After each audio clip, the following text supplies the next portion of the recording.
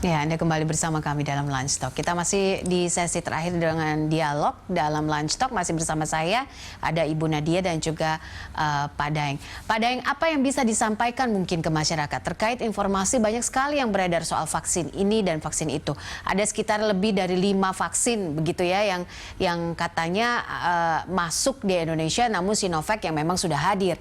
Namun banyak juga yang masih meragukan efektivitasnya. Nah, bagaimana IDI bisa memberikan sedikit gambaran kepada masyarakat terkait hal ini dan apa yang dilakukan oleh pemerintah? Ya, yang pertama saya menjelaskan sekilas prinsip vaksin ya, bahwa vaksin itu kita sudah mengenal dengan istilah imunisasi. Barangkali masyarakat tidak perlu membeda-bedakan vaksin itu dengan imunisasi sama ya, vaksinasi imunisasi sama. Dan kita tahu bahwa imunisasi itu udah biasa dilakukan di Indonesia. Sehari-hari, Mbak Popi, petugas kesehatan itu di seluruh Indonesia sampai ke pelosok-pelosok itu setiap hari melakukan itu imunisasi, ya vaksinasi ya. Jadi masyarakat tidak usah mempertanyakan lagi vaksinasi karena itu memang salah satu cara untuk mengobati. Dan dengan vaksin itu, dengan vaksin itu banyak penyakit-penyakit yang berbahaya, yang mematikan, yang membuat cacat itu bisa dicegah. Ya. Saya sering bilang di media, kita ini mungkin kalau jujur ya, dari yang generasi kita yang hidup sekarang ini di negara kita, yang paling kecil sampai yang paling tua, mungkin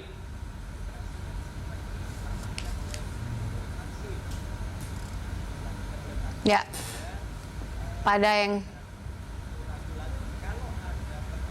Halo. Ya, nampaknya kita memiliki sedikit gangguan jaringan kembali dengan Pak Daeng. Saya beralih ke Ibu Nadia mungkin. Ibu, apa yang bisa disampaikan kepada masyarakat soal ini? Soal rencana vaksin yang akan dilakukan di tahap 1, lalu soal efektivitasnya, sehingga masyarakat juga tidak simpang siur terhadap vaksin 1 hingga vaksin 6, begitu yang katanya sudah dikerjasamakan oleh Indonesia. Yang pertama, kita tadi menyambung apa yang Dr. Daeng sampaikan bahwa vaksinasi atau imunisasi ini akan memberikan 3 keuntungan. Pertama adalah untuk orang yang divaksin, tentunya dia akan memiliki kekebalan tubuh. Dan yang kedua, kalau semakin banyak orang yang divaksin, misalnya 100% atau 90%, maka akan muncul yang kita sebut sebagai kekebalan kelompok yang membentengi tentunya dari penyakit-penyakit tadi yang disampaikan Dr. Daeng, penyakit-penyakit yang berbahaya bahkan yang menimbulkan kecacatan. Dalam hal ini tentunya kita berbicara terkait dengan infeksi virus COVID-19 yang penularannya sangat tinggi dan menyebabkan kematian.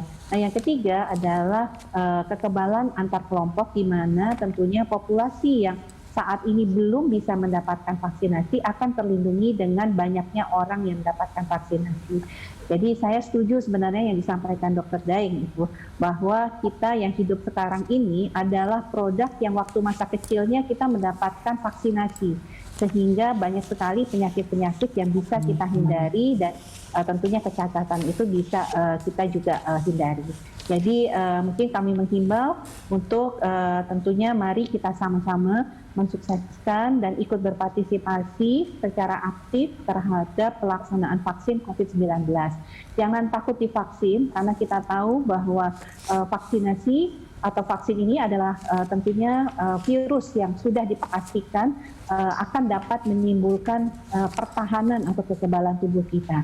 Jangan kita takut pada vaksin, tapi kita malah tidak takut kepada virusnya dengan tidak patuh pada protokol pencegahan 3M yang memang sudah kita ketahui.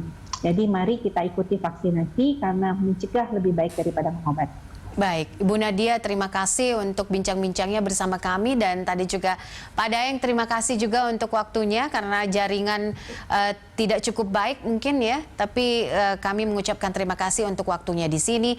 Dan satu lagi mungkin pesannya adalah vaksin ini adalah salah satu tindakan pencegahan begitu ya Ibu Nadia ya, tapi protokol kesehatan harus tetap jalan ya Ibu ya.